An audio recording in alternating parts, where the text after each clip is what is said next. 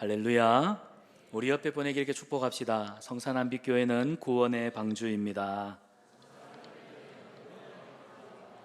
한 번 더, 성산한빛교회는 생명의 유조선입니다. 구조선입니다. 유조선은 기름 공급하는 배지요. 한 번 더, 성산한빛교회는 영혼의 구조선입니다. 오늘 우리 믿음의 자녀들하고 함께 예배를 드리고 있습니다. 우리 자녀들이 참 예배 태도가 너무 좋아요. 아마도 우리 부모님들 또 우리 선생님들의 가르침과 또 교육 때문이라 믿습니다. 우리 자녀들이 계속해서 하나님 앞에 믿음의 삶을 잘 감당할 수 있기를 축복합니다. 오늘 창세기 25장입니다. 창세기 25장을 릴레이 경기에 비유를 할 수가 있습니다. 여러분 400m, 800m, 1600m 계주를 여러분 아시죠? 자기 레이스를 마친 주자가 또 다음 주자에게 바톤을 넘겨주는 릴레이 경기 말입니다. 바톤을 이어받은 주자는 또 자신이 달려야 할 레이스를 전력을 다해서 달려갑니다.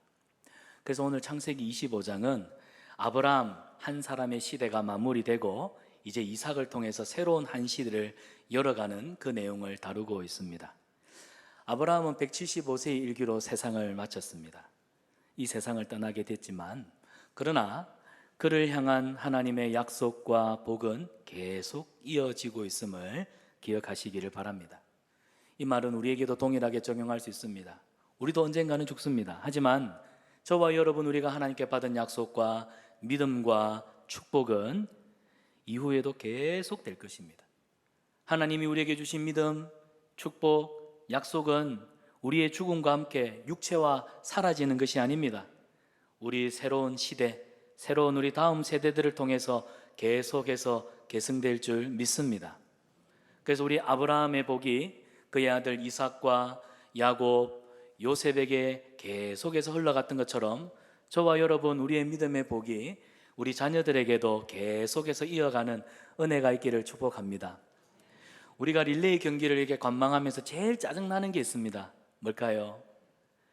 400m 구간에 4명의 주자가 뛰잖아요. 100m씩. 그런데 이게 바톤을 받았는데 자기 구간을 열심히 뛰지 않는 사람, 그걸 보면 제일 화가 납니다. 그런데 자기 구간을 열심히 최선을 다해 뛰고 그 다음 선수에게 바톤을 딱 이어받았을 때 그 다음 주자는요, 걱정 마, 내 구간은 내가 최선을 다할게. 여러분, 나는 최선을 다하지 않으면서 내 다음 세대는 믿음 생활 잘해주기를 바란다 라고 바톤을 넘겨주는 그런 앞선 세대가 되지 않기를 바랍니다. 적어도 우리 다음 세대가 정말 하나님 앞에 자기 믿음의 레이스를 최선을 다해서 경주하기를 원한다면 여러분, 앞선 세대인 우리가 더 하나님 앞에 말씀에 붙들려서 믿음의 레이스를 최선을 다해서 경주하기를 축복합니다. 그래서 오늘 예배 시간에는 우리 자녀들 보라고 평소보다 더 2배로 아멘 크게 하는 은혜가 있기를 축복합니다. 아멘. 자, 오늘 본문은 이삭의 두 아들 에서와 야곱에 대한 이야기를 말씀하고 있습니다. 이삭이 결혼한 후에 오랫동안 아이를 가지지 못했습니다. 이삭이 40에 결혼을 했고 20년 동안 이삭의 나이가 60이 될 때까지 아이를 얻지 못했습니다. 여러분, 고대 시대에 자녀가 없다, 가정의 이 유산과 기업을 이어갈 자녀가 없다, 이건 큰 저주입니다. 그냥 단순하게 아이가 없구나, 요즘 현대인들은 애가 없으면 없는 대로 살아가지만 그러나 고대 사회에서는 자녀가 없다는 건 그냥 집안이 무너졌다, 망한다. 그래서 자녀가 없다, 대를 이을 자녀가 없다는 건 그 집이 저주가 임했다, 그런 뜻으로 고대 사람들은 이해를 했습니다. 그렇기 때문에 이삭이 결혼했는데 20년 동안 자녀가 없다는 건 아주 심각한 문제입니다. 그래서 이 문제를 두고 이삭은 기도하지 않을 수가 없었던 겁니다. 여러분, 우리가 창세기 24장에서 이삭의 결혼을 살펴보았습니다. 무려 4주에 걸쳐서요. 이삭의 결혼은 말 그대로 하나님께서 복 주시고 약속하시고 순적하게 인도하신 형통한 결혼 아니었습니까? 그런데 하나님이 약속하시고 복 주신 결혼이라 할지라도 보세요, 결혼 이후에 이삭의 삶이 순탄한가요? 그렇지 않습니다. 복된 결혼 이후에도 여전히 인생에는 문제가 있구나 하는 것을 성경은 우리에게 보여줍니다. 사람들은 행복하고 이상적인 결혼을 꿈꾸지요. 네, 여러분, 우리는 그런 가정을 이루어야 합니다. 그런 배우자를 만나야 합니다. 그런 축복이 있기를 바랍니다. 하지만 아무리 이상적이고 행복한 결혼 같아 보여도 실제로 살아보면 어려움은 항상 있다는 사실입니다. 그래서 여러분, 결혼하고 살면서 느끼잖아요. 어느 순간에는 부부가 함께 사는 그 자체가 기적이다. 부부가 함께 살아가는 그 자체가 참 기적이구나 하는 것을 많이 느낍니다. 살아보면 뜻하지 않은 어려움들이 우리 주변에 얼마나 많은지 모릅니다. 여러분, 오늘 성경을 보면 이삭은 기도했습니다. 문제에 부딪혔을 때 이삭은 하나님 앞에 기도합니다. 21절입니다. 이삭이 그의 아내가 임신하지 못함으로 그를 위하여 여호와께 간구하매 여호와께서 그의 간구를 들으셨으므로 그의 아내 리브가가 임신하였더라. 오늘 성경에 보면 그를 위하여, 이 원어 성경을 보면은 리브가를 바라보고 이런 뜻입니다. 리브가를 향하여, 이 말은 그의 눈을, 그의 마음을, 그의 생각을, 그가 애통함을 함께 공감하면서 그를 위해, 그를 향해 기도했다, 그런 뜻입니다. 아내의 리브가도 얼마나 마음이 괴로웠겠습니까? 남편으로서 그 책임을, 그 아픔을 공감했던 것입니다. 오늘 가정의 문제를 두고 기도하는 이삭에게서 우리는 중요한 교훈을 하나 발견합니다. 무엇이냐? 행복한 가정, 복된 가정의 비결은 문제가 없는 데 있다는 것이 아니라 가정의 소중함을 알고 기도하며 문제를 함께 극복해 가는 것, 이것이 행복한 가정의 비결이라는 겁니다. 우리는 행복한 가정 하면은 걱정할 것 없고 염려할 것 없는 그런 상태를 생각하지만 여러분, 그건 잘못된 생각입니다. 좋았던 시간도 또 때로는 고난 앞에서 다 잊혀지게 되고, 힘들었던 시간은 또한 좋은 은혜의 때로 인하여서 또 잊어지는 것.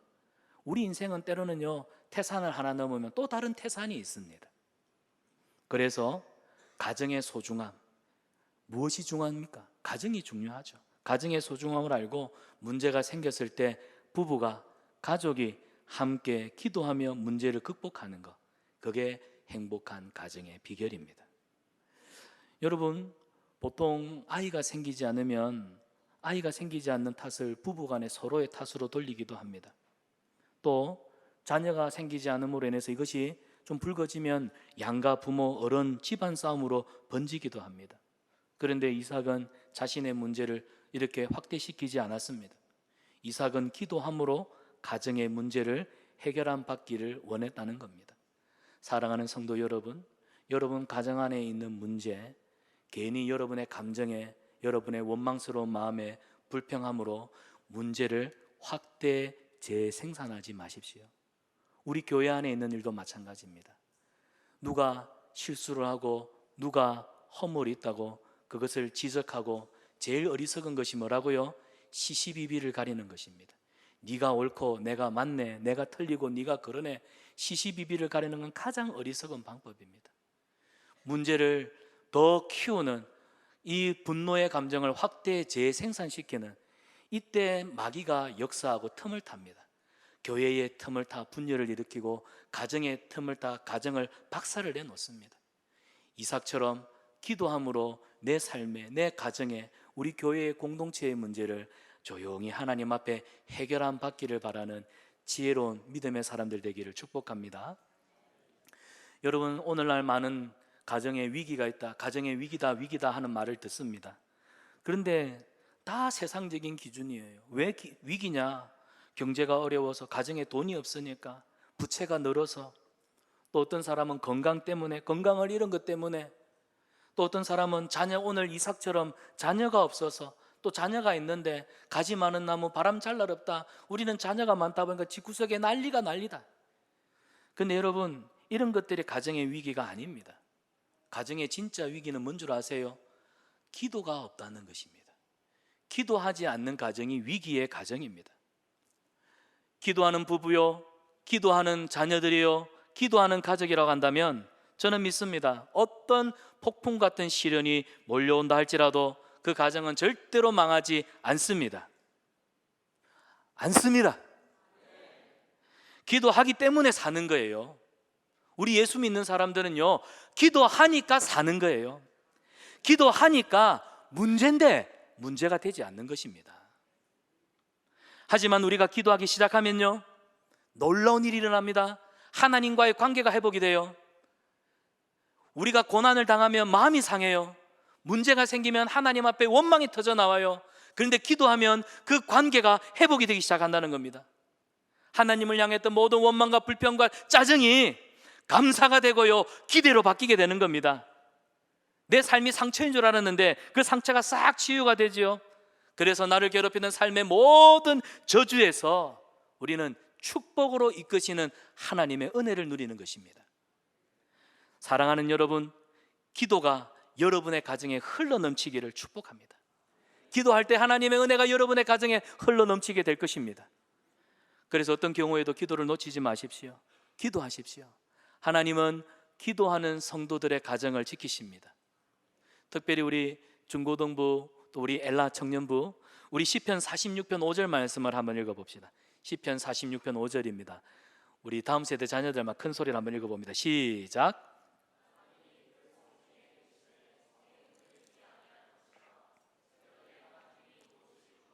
함께 받아가겠습니다. 새벽에 하나님이 도우십니다.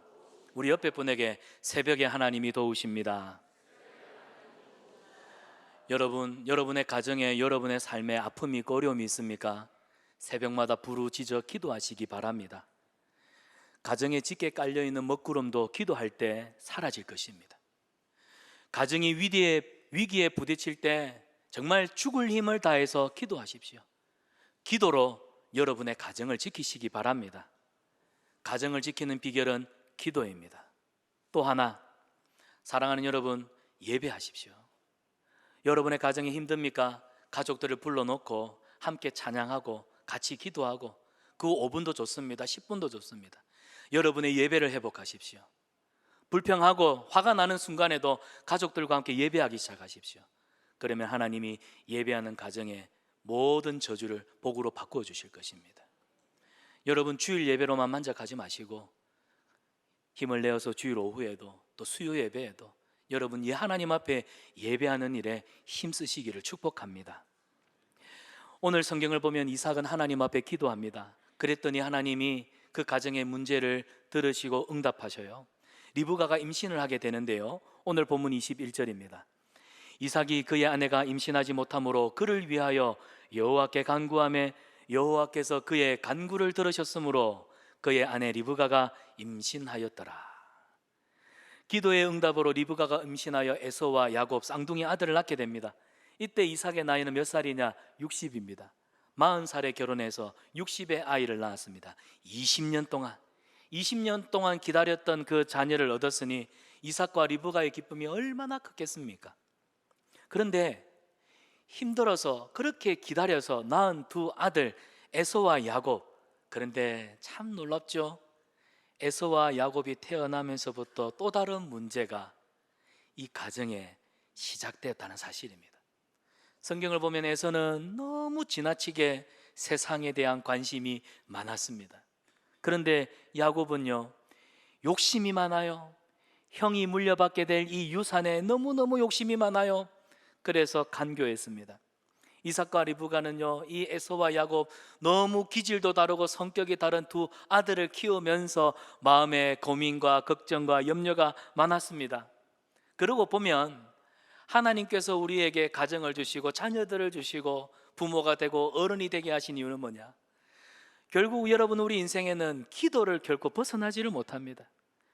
기도하여 하나님의 응답을 받았지만 그걸로 끝이 나느냐? 아니에요. 또 다른 문제가 우리 앞에 덩그러니 놓여 있는 것을 보지 않습니까? 그렇기 때문에 우리는 우리 앞에 있는 문제만 보면 살 것이 아닙니다.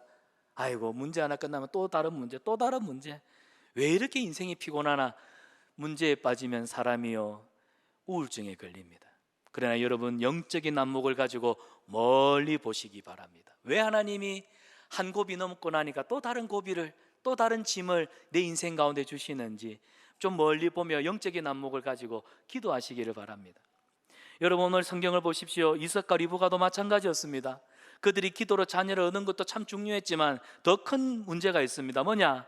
이 자녀들 에서와 야곱이 어떻게 하면 하나님 앞에서 말씀으로 믿음으로 양육할 것인지, 나중에 아이들이 커서 어른이 될 것인데 그들도 하나님을 예배하는 자가 되어야 될 것인데 그때 그들이 어떤 모습으로 하나님 앞에 설 것인지, 이렇게 가정 안에서 신앙으로 양육하는 또 다른 문제가 그들 앞에 있었다는 거예요.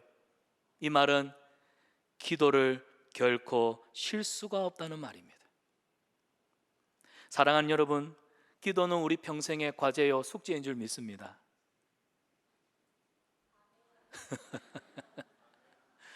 기도는 우리의 숙제입니다. 숙제하기 귀찮잖아요. 그런데 해야 돼요. 하나님의 사람은요, 최악의 위기를 최상의 기회로 만들기 위해서 기도하는 사람입니다. 한 번 더요.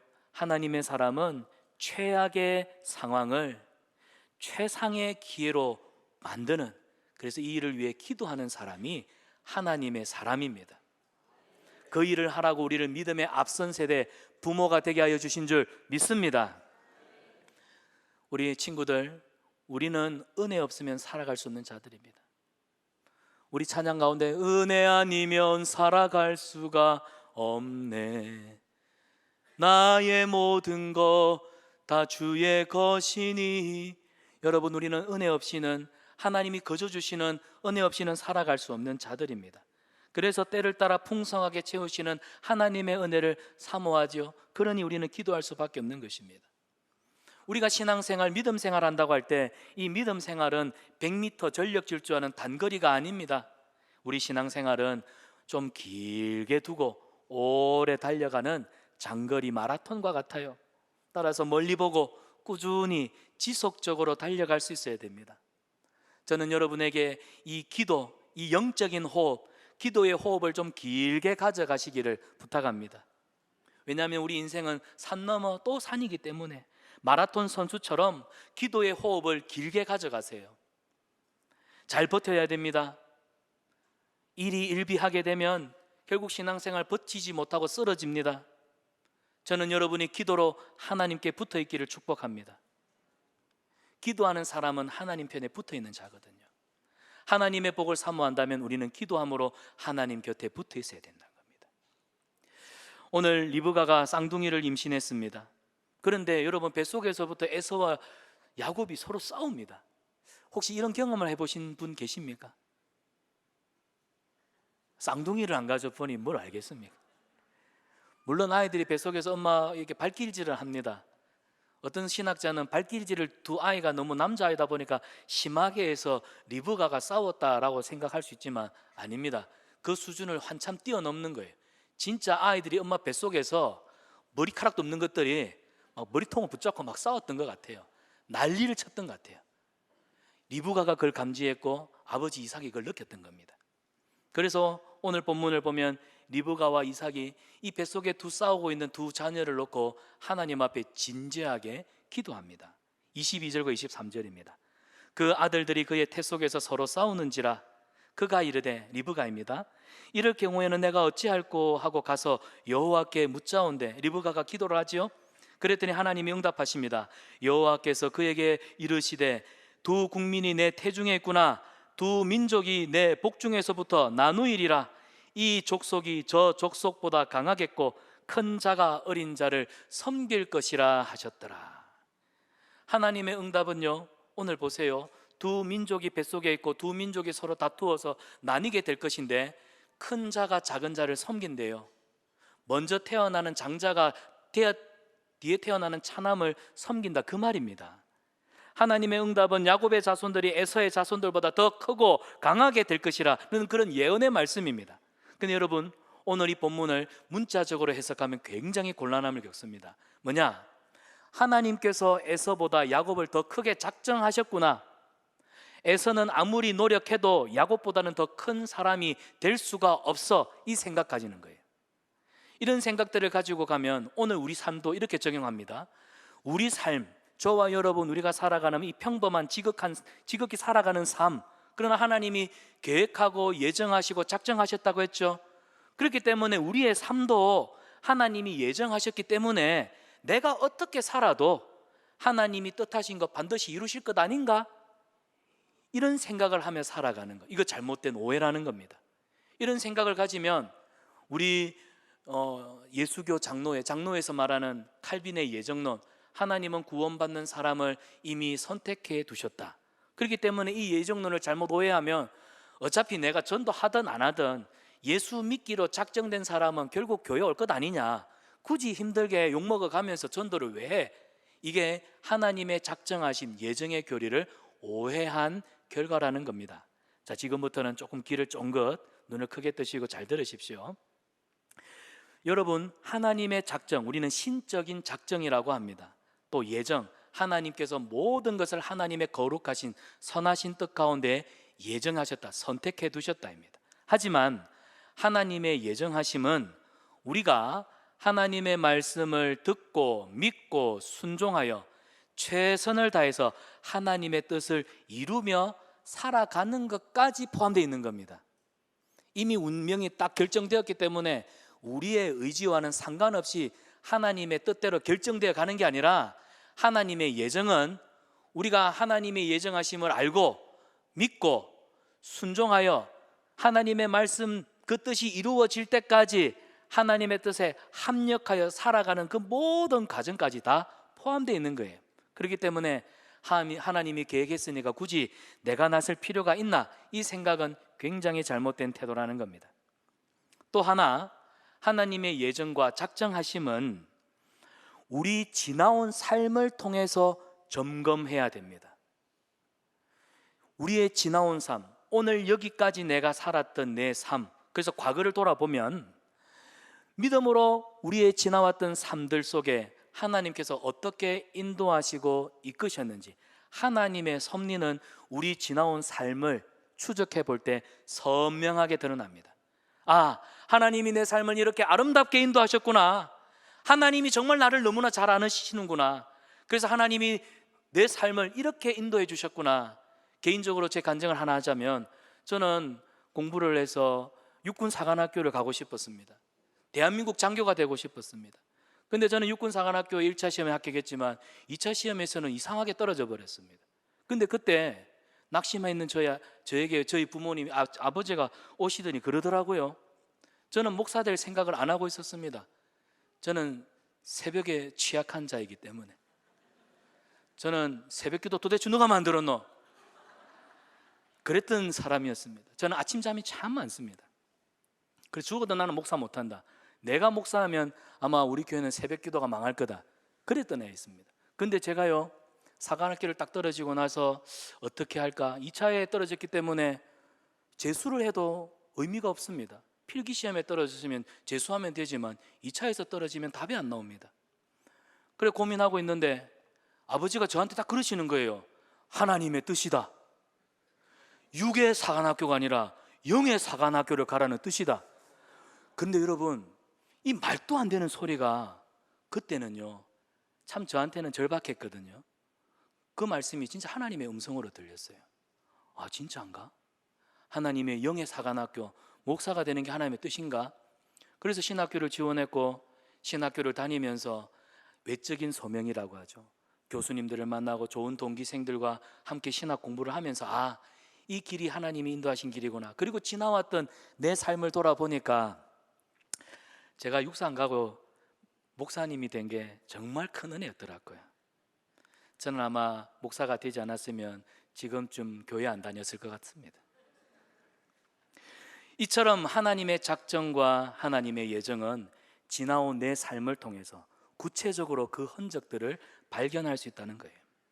사랑하는 여러분, 내 지나온 삶을 통해 하나님 앞에 감사로 고백드려지는 이 신앙 고백이 하나님의 작정하심, 하나님의 예정에 대한 성경적이고 올바른 신앙 고백입니다. 따라서 하나님의 작정, 하나님의 예정을 미리 앞을 내다보는, 장래일을 내다보는 이런 쪽으로 보면은요, 하나님이 내 길을 이미 선택해 놨으니까, 예정해 놨으니까 어찌되었든지 간에 나는 예정된 그 길로 가겠지, 마치 운명 결정론자처럼 생각하는 것, 이거는 결코 성경적이지가 않습니다. 오늘 본문 에서와 야곱의 예언도 이 측면에서 살펴봐야 됩니다. 야곱은 어쩔 수 없이 큰 자가 될 거고, 에서는 아무리 노력해도 야곱을 섬길 거야, 이렇게 보면 안 된다는 겁니다.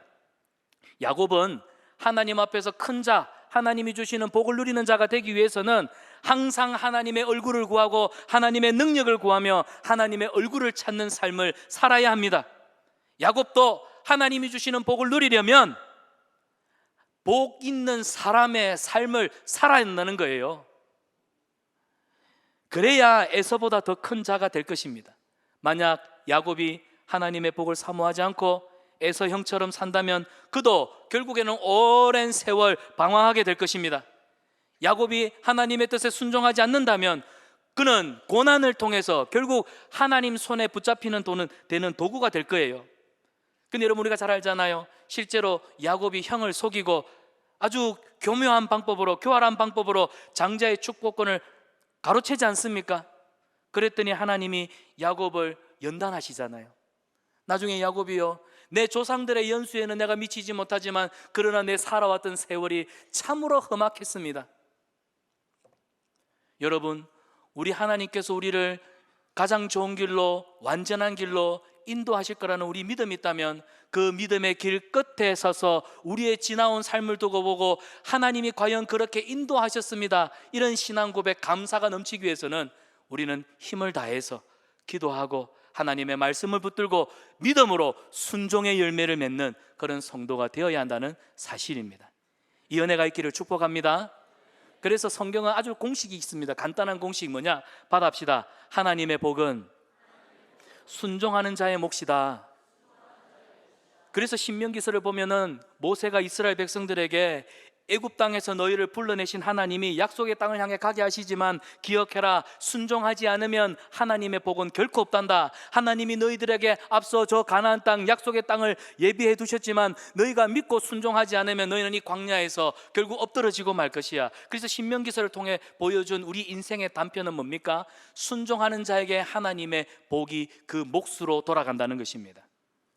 사랑하는 여러분, 우리는 하나님의 작정하심과 예정을 통해 구원을 받았지만 이제 말씀의 순종함으로 우리가 받은 구원을 이루어 가야 합니다. 우리 사랑하는 중고등부 친구 여러분, 여러분은 어린 시절 여러분의 믿음의 고백이든 때로는 부모님의 신앙 고백으로든 유아 세례를 받고 또 오늘 이렇게 친구 때문에든 이렇게 교회로 와서 열심히 교회를 다니고 있는데요, 여러분, 구원받은 여러분이 하나님 앞에서 이 구원을 이루는 삶을 두렵고 떨림으로 이루어 가야 한다는 사실이에요. 빌립보서 2장 12절 말씀입니다. 우리 다 같이 한번 믿음으로 고백합시다.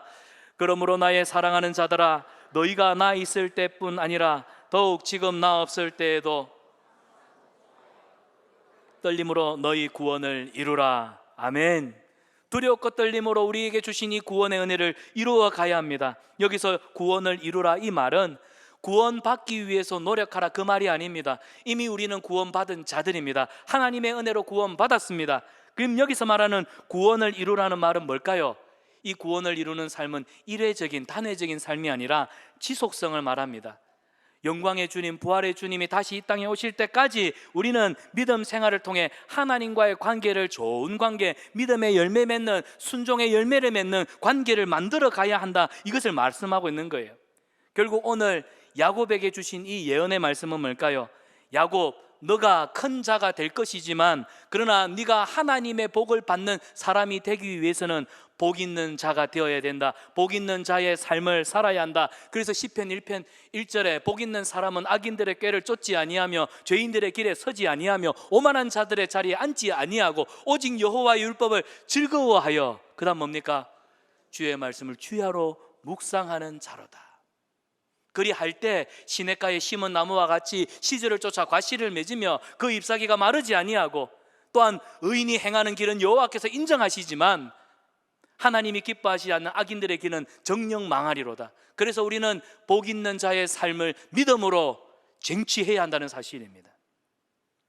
여러분, 오늘 성경을 보면 에서와 야곱의 성장 과정에서 두 사람은 너무나 확연하게 달라집니다. 에서는 하나님의 복을 걷어차는 삶을 살았고 야곱은 하나님의 복을 사모하는 삶을 살았습니다. 자, 본문 27절과 28절을 보십시오. 여기 보면은 에서는 장성하여 익숙한 사냥꾼이 됩니다. 하지만 야곱은 조용한 사람이므로 주로 장막에 거주하였다라고 성경은 기록하고 있지요. 에서는 들사람입니다. 말 그대로 들에 나가서 시간을 많이 보냈습니다. 하지만 야곱은 어려서부터 집에 장막에 지내는 것을 좋아했습니다. 우리 집에도 이런 현상이 나타나요. 큰 놈은 밖에 나가서 땀 흘리며 운동하는 걸 좋아하는데 작은 놈은 집에 가만히 있어요. 그렇다고 뭐 야곱 에서가 아니고요, 아이들의 기질이 참 달라요. 야곱 들사람이었습니다. 에서 들사람이었습니다. 야곱은 장막에 거주하는 사람이었습니다. 우리 아들 표정을 보고 제가 순간 이게 버퍼링이 왔어요. 근데 여러분, 오늘 성경을 보면 이 야곱과 에서가 이 성장하는 과정 속에 누구도 있었냐면 그의 할아버지 아브라함이 생존하고 있었다는 사실입니다. 아브라함이 100살에 이삭을 낳습니다. 그리고 아브라함이 140이 되었을 때, 이삭이 40살이 되었을 때 누굴 태어납니까? 결혼을 하지요. 그리고 이삭이 60세가 되었을 때, 아브라함이 160세가 되었을 때 에서와 야곱이 태어납니다.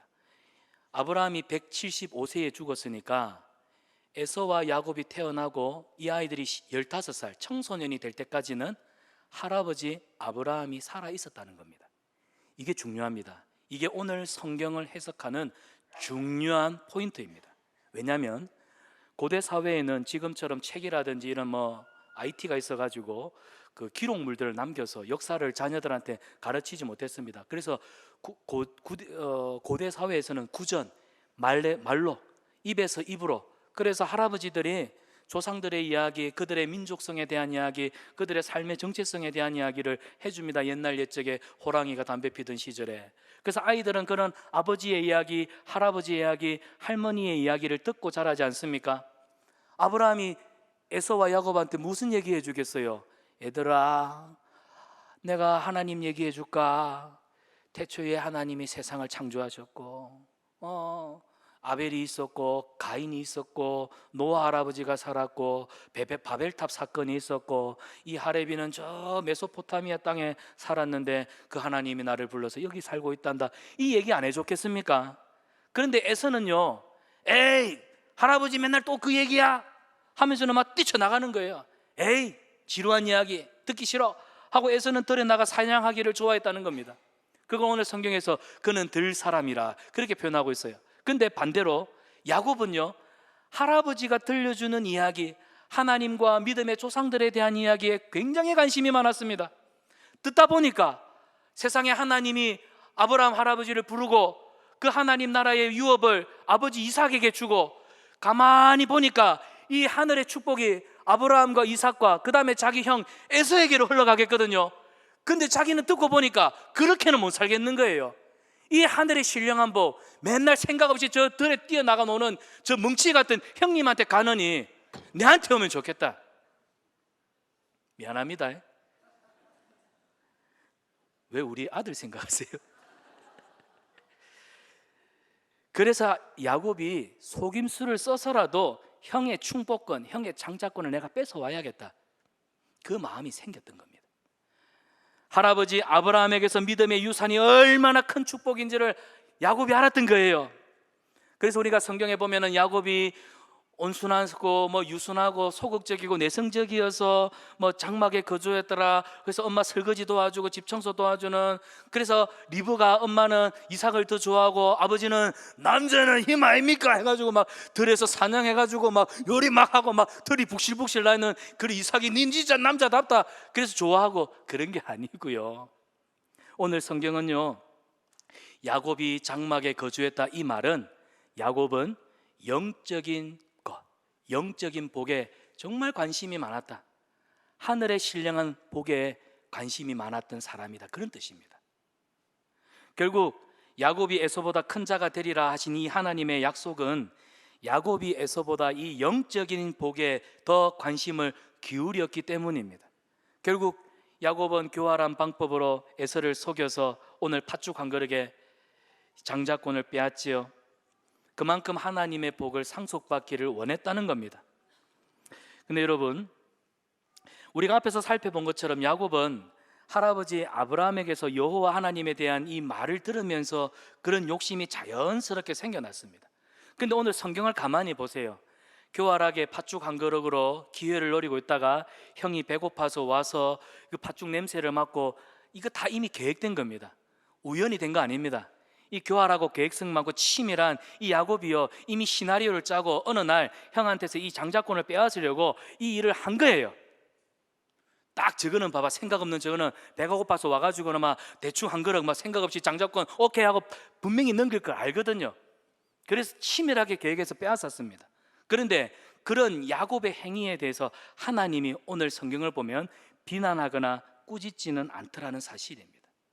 오히려 오늘 성경을 보면 누가 하나님 앞에 책망을 받고 있습니까?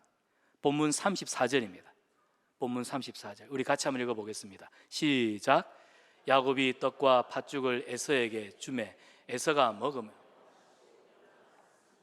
에서가 장자의 명분을 가볍게 여겼더라. 여러분 보세요. 이 비열한 놈 팥죽 한 그릇으로 치사하게 형님한테 장자의 축본을 뺏은 야곱 참 나쁘다, 치사하다, 그런 사람 되지 마라. 성경은 1절 그런 내용 기록하고 있지 않습니다. 오히려 장자의 명분을 소홀하게 여긴 에서를 하나님이 책망하고 계십니다. 여기서 지금 우리에게 뭘 얘기하고 있습니까? 성도는, 언약의 백성들은 하늘의 신령한 복, 영적인 가치, 이걸 소중하게 여길 줄 알아야 된다는 겁니다. 에서처럼 영적인 가치에 무심하고 소홀히 여기는 것, 그렇죠. 나중에는 빼앗겨버리잖아요. 세상에 빼앗겨버리잖아요. 너무 허무한 일에 빼앗겨버리잖아요. 그런 성도 하나님 앞에 반드시 책망받는다는 사실입니다. 그렇다고 여러분, 야곱처럼 비열한 방식으로 하나님의 복을 취하라, 그런 말씀으로 드리는 건 아닙니다. 오늘 더 위중한 에서의 잘못, 우리가 하나님 앞에 하늘의 신령한 복을 받아 누리면서도 여전히 우리는 이 세상을 보며 살지 않습니까? 세상 사람처럼 똑같이 살고 싶어 하지 않습니까? 세상의 가치관이 내 삶을 지배함으로 하늘의 신령한 복을 빼앗기진 않았습니까? 오늘 에서의 모습을 보면서 하나님, 하늘의 신령한 복, 하늘의 것을 구하며 살기 원합니다. 여러분, 야곱과 같이 하나님이 주시는 신령한 축복, 신령한 영의 은혜들을 사모하는 저와 여러분 되시기를 축복합니다. 이 시대는 영적인 가치를 추구하며 살아가기가 참으로 어려운 시대입니다. 그렇기 때문에 우리는 에서가 아니라 야곱의 길을 걸어가야 합니다. 야곱, 하늘의 축복을 귀중히 여겼습니다. 그것을 추구했습니다. 하지만 강교하게 살지는 마십시오. 육에 속한 사람은 세상 것에 관심을 가지기 때문에 하나님의 나라를 상속받지 못합니다. 하지만 영에 속한 사람은 하늘의 축복을 사모하기에 하늘의 모든 상속을 받습니다. 구원받은 우리는 하나님의 입에서 나오는 말씀으로만 살죠. 우리의 기도는 그의 나라와 그의 의를 구하는 기도가 가장 우선순위가 되어야 합니다. 사랑하는 여러분, 하나님을 기쁘시게 하고 하나님 나라를 확장시켜가는 이 일, 그리고 우리를 이 땅 가운데 보내시니 우리는 보내심을 받은 자라는 그 사명, 그래서 하늘의 신령한 복을 사모하며 저와 여러분 믿음의 열매, 순종의 열매를 맺으며 살아가는 복 있는 성도 되시기를 축복합니다. 우리 시간 말씀을 생각하면서 우리 중고등부 친구들도